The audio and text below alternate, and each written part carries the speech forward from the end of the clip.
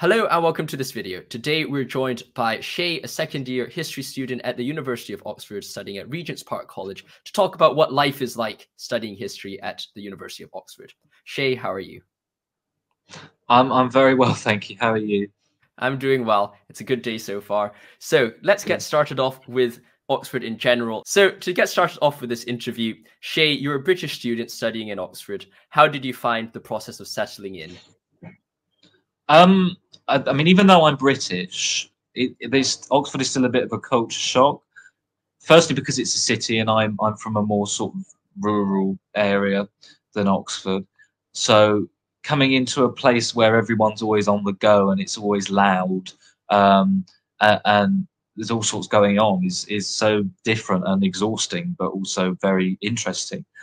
And yeah, I think it's an adjustment for everyone, whether you're British or international. There's always something a bit unique about Oxford in a good way. In a good way. So what were perhaps a few of those things which stood out in a good way to you, apart from kind of that becoming a bit of a faster paced life? What were some more things which stood out to you? Well, one thing that stands out to me, I mean, it's probably quite boring, but the streets. When I'm here, I will walk down the street and I will see perhaps one person I know at least. And if I don't, I will be surrounded by people and, I don't know, trying to wrestle through to go to Tesco. Whereas at home, if I take the dog out for a walk, I could even go out for a walk and not see anyone at all, let alone someone I know. So it's that culture shock of always being amongst people.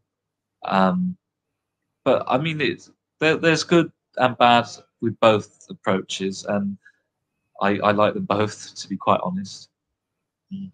So perhaps you're now a second year student. How do you find that jump? I guess you've gone from a small city to now a bigger city, now from first year to second year. What were those differences between the two that you found so far? Well, second year, there's a lot more pressure because the work you're doing now, especially last term in Michaelmas of your second year in history, you're doing your work for the British history paper, which is actually a coursework paper you do at the end of your second year. So I'll be doing that in June, although I think I'm going to be part of the last set of people who are going to be doing that. So anyone coming up is going to be taking the exam at the end of third year. So the pressure right from the start is different because this is work that's actually going to contribute to how well you do. And then that carries on now into the next term, where you're thinking, oh, well, I'm not going to be doing a coursework exam on this in a couple of months' time, but this is all stuff that's going to contribute to what happens. So there's always, in first year, everything is a bit of an experiment, and if it all goes wrong, there's not as much of an issue. Whereas now you can still get things wrong, and you will, but there's more pressure to sort them out and sort them out quicker. Don't talk to me when I'm in third year, because that would be mad. Well, I don't think either of us would have time to do anything in third year apart from writing essays and preparing, right? But I guess I'm thinking a bit more about kind of how the history course is structured. You talked a bit about how first year is a bit different from second year, the tests in second year, and then of course we have finals in third year as well. How is the history course structured like, and what can somebody be expecting going into Oxford history? So in Michaelmas, in your first and your second year, you do the British history paper, as I said, which is an overview paper that covers a period of about 200 years, depending on which one you choose. And that is sort of a look into the state of Britain at those times, and it's split into different themes like gender, and in my case with British History 4, which is 1500, 1700, the Reformation, power of the nobility, social issues at the bottom of the pile, and it varies according to which period, because obviously there are different things going on. And then when you go into Hillary in your first year, you'll do another overview paper like that, but it'll be about Europe and the rest of the world rather than Britain. And in your first year alongside that, you'll be doing an approach, which is like a look at history from a different angle. So I did archaeology and wrote a bit about the use of archaeology in history. Trinity of your first year, you do an optional subject, which is a lot of primary source working with historiography. And then for your second year in Michaelmas, it's the same with British history. Hilary, you do a further subject, which is like the optional subject, alongside disciplines, which is like it all repeats itself basically until you get to third year, when in the term from January to March you write your thesis, and then in the summer you do your exams, and that's that. I hope that's comprehensive enough. Yeah. Well, it's a good dive into studying the course, and I'm sure people can study a bit more or go check out the website for even more in-depth analysis. But it's a very good. It'll explain it a lot better than I will. Well, it's a good jump for people who are watching this. Perhaps developing upon that a bit more. What's the workload like? I know it's distributed a bit differently across the terms and across the different years, but what could a student be expecting to do? How many essays are they writing? Tutorials, lectures? What are they expecting during a week? Everyone seems to find the history workload slightly different according to individual experiences. A lot of historians who turn around and say, I don't do much work at all. Some like me who say, well, I do quite a bit of work and it is quite intense, but not as intense as like a medical student or someone who studies science. And then there are some people who are just drowning. So it is individual, but essay-wise, there's a lot of reading and there's a moderate amount of writing. Usually one essay a week at least, sometimes with a reading week where you don't have to do that, and then a tutor to go with every essay, and lectures scattered about. So you've talked it's very about independent. Yes, that sounds good, and it's a very important thing. One thing I love about Oxford is just how much control you have over kind of what you're doing. And kind of the time that you have. Perhaps developing a bit upon that, you've talked about history tutorials, lectures. What are history tutorials like? Are you enjoying them so far, and how are they structured? Yeah, I enjoy the tutorials, but that's because I'm lucky to have very good tutors. The history tutorial is essentially like a conversation. It's very similar to the interview you do, except it's with one scholar, and sometimes with a tutorial partner as well. I think I've had more tutorials where I've been on my own than with someone else. But then it just means the format changes differently, and it's a conversation. It varies depending on who your tutor is, and often it will be structured around the essay you've written and any potential issues that it has or interesting arguments that you make that the tutor wants to hear more about. It's a way of solidifying an understanding and adding to the work you will have done in the run-up to it in that week through the independent reading. Perhaps you've talked about having single tutorials and perhaps a tutorial with a partner. How are they different? Because I've just recently had my first tutorials by myself with a one-to-one, and they were quite different from the dynamics you have when there's 2 students or even 3 students in the room. How would you describe the differences between the two? If you're on your own, I find that the essay is actually brought out by the tutor, and sometimes they'll go through it and they'll use that as the way to frame the conversation and improve how you've written it. It's a lot more tailored to your own interests and any issues you have. In comparison, when it's with 2 people, you know, yourself and someone else, and one tutorial last time I had with 2 other people, there were 3 of us. In those situations, the discussion is far more general. Your essay doesn't tend to be touched on as much, but definitely the themes you've done are talked about. Okay, so that's a brilliant insight into what tutorials are like, and it's definitely something which is so important as part of the Oxford process. If you're applying to Oxford, you definitely need to enjoy tutorials. If you don't like that one-to-one communication with a tutor or even a tutor partner, Oxford probably isn't really the best place for you. But perhaps moving on from that, what's a normal day in the life like for you?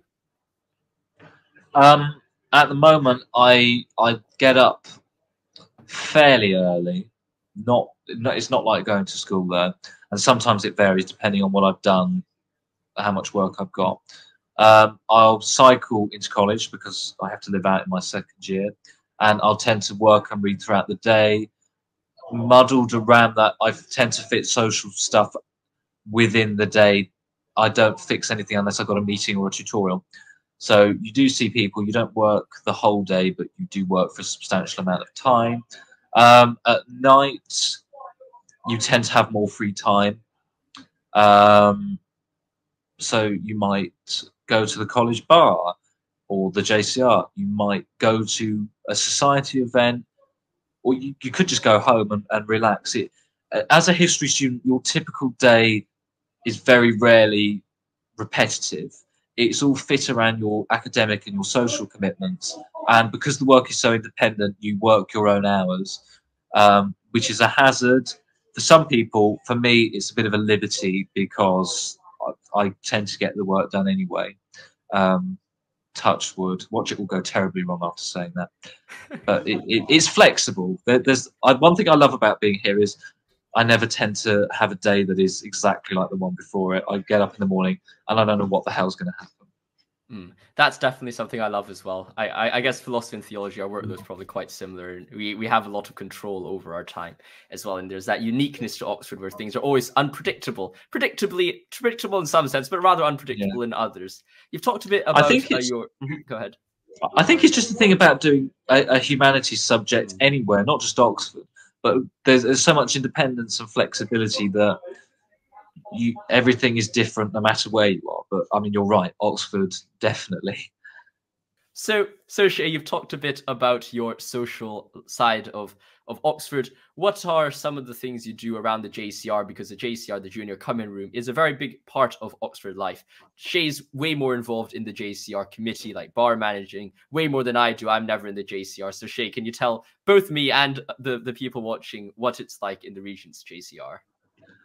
The Regent's JCR is very distinctive. It is consistently rated as one of, or perhaps even the best JCR in Oxford. It's very cosy. There is a table tennis table, which is used a lot. There is a darts board, and recently we've had a pool table brought in.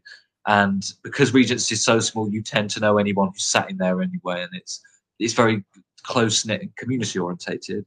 But adjacent to the JCR, and where I'm sat in at the minute, because it's the only quiet private space in Oxford outside of its opening hours, not in Oxford, sorry, in Regent's, is the bar. And as you say, I manage the bar now, and that essentially involves keeping the books balanced, making sure that we're not losing money, that we have the right stock, and that it's staffed. And also, one thing I'm trying to do is to use this room, this space, a bit more for the community side of things, because on the drink side, it's already very well developed. Regents is so community orientated that I want to take advantage of that with the bar space in a way that it already isn't, because it's already a bit of a hub. So it's a very intimate community in a nice sort of way. Yes. Before we go on to the next question, I have a personal question for you, Shay. I was in the bar on Wednesday night watching some football, and I tried to order a Manny Mule, and the bar had since run out of gin. I was wondering whether you have any gin left over in the bar now. Have you replenished stock for that? Yeah, because the delivery arrived this afternoon. Wonderful. Late. We have gin. You just caught me on a bad day, and now everyone knows about it. So thanks. Yes, no. I was looking for the Manny Mule, and that just didn't show up. But it's something I always get when I go to the region. It's teething problems. I've been in the job 2 weeks. It'd be fine. Like, we're not bankrupt, so the job is satisfactory at the moment. Hopefully, I can be better than satisfactory as time goes on, and I become a bit more settled in my. I was going to say authority, but it's not authority. In my occupation. Well, I definitely wish you good luck for that occupation. I'm rarely in the bar, but when when I am in the bar, it is always a good time. So now, perhaps taking a step back from the common room and the Oxford College in general, what's the craziest thing which has happened to you since you've arrived in Oxford? What sort of crazy? Do you mean mad crazy? I'll give you an example. Amazing crazy. I'll give you an example. When I talked to a student at Cornell, his most crazy experience was urinating on the law library off the bridge onto the car park below it. So that's kind of. Well, I mean, I haven't done anything like that. It's not particularly my style. But if you spoke to another Oxford student, particularly one who went to a private school, they would probably tell you they'd done that and worse. Whereas if you're sane, which I hope I am, the strangest thing that happened to me was I was once walking down the street and there was a man. He was walking on the other one. He was coming towards me, and because obviously the streets in Oxford are quite crowded, you can't see the ground. This man had a bit of string. I thought, oh, that's interesting. He's got a bit of string. Why is it unravelled? Why is he holding it like up here? And then the person in front of me sort of went into a shop, and I looked down, and on this string was a pigeon. He was walking a pigeon in the street, just walking past. And I, at the time, because Oxford is that place, I just carried on walking and thought nothing of it. And this was near Tesco on Magdalen Road or Magdalen Street, whether it was a road or a street.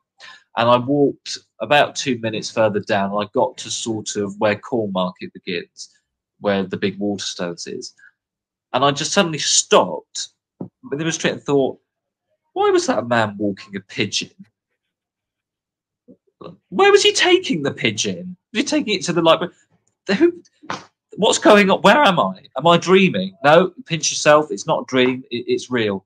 That's the maddest thing. It's not quite peeing off a bridge, but I would still say it was crazy. I would like to say that there was a perfectly rational explanation for it, but I'm not qualified to talk about that sort of thing because I do history. I know going to university can be quite overwhelming, especially for me coming all the way from Hong Kong. So if you could go back in time to the start of university and settle in and perhaps do something a bit differently, what would you do differently? I mean, it's very boring, and I said this in another thing we did, but I don't think I would particularly want to adjust anything. I can't think of any nightmarish experiences that I've had, even as someone who's not very familiar with the Oxford way of doing things. So, I mean, hopefully it's a reassurance to people that I'm quite happy with how it played out. And nothing too horrible is going to happen to you. You'll just settle in your own way, and that's what I did. And you know, I like to think I'm a more confident and better able to manage being independent because of settling into Oxford. So I don't think, even as a historian, as someone who looks at the past and talks about what if, I don't think it's a very useful way of dealing with things. I think everything has happened for a reason. Wonderful. Thank you for that answer. I hope you've enjoyed this video. Make sure to like and subscribe if you enjoyed this interview. And let me know in the comments below if you have any questions, ideas, or different subjects you want to learn about. I'd love to hear your thoughts there. Stay safe. See you soon. Thank you for watching, and goodbye. I'll see you next one.